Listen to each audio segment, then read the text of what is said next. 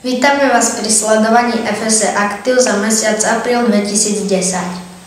V tomto dieli uvidíte novinky z diania skautov a dozviete sa niečo o vlkovi, uvidíte ako ošetriť zlomeninu a ukážeme si spojovací úzol.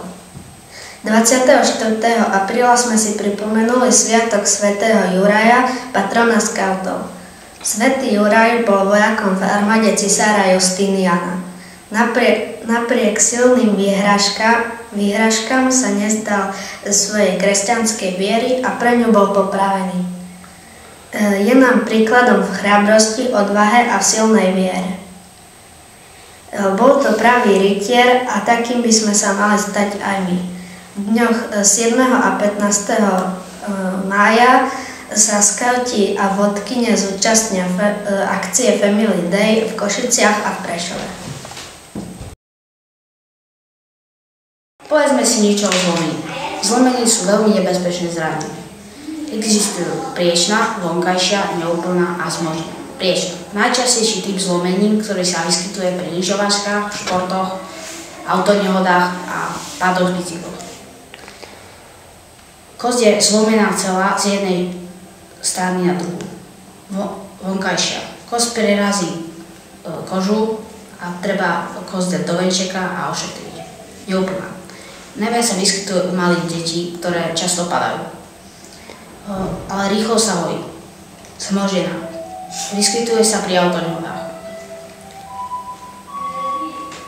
Teraz si ukážeme názornú ukážku.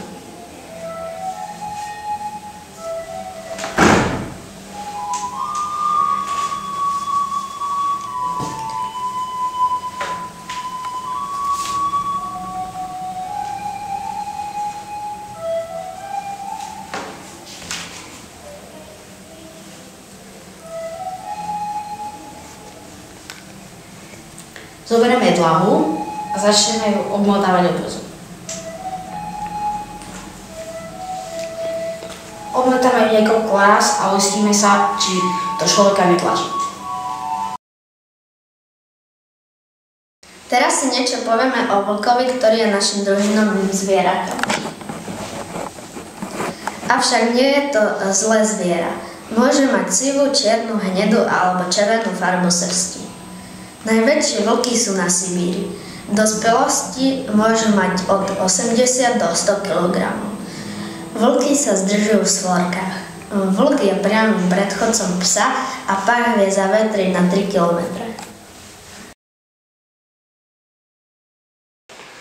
Takže teraz si ukážeme uzol na spojenie dvoch lán. Dva konce lán. Zoberieme dva konce lán.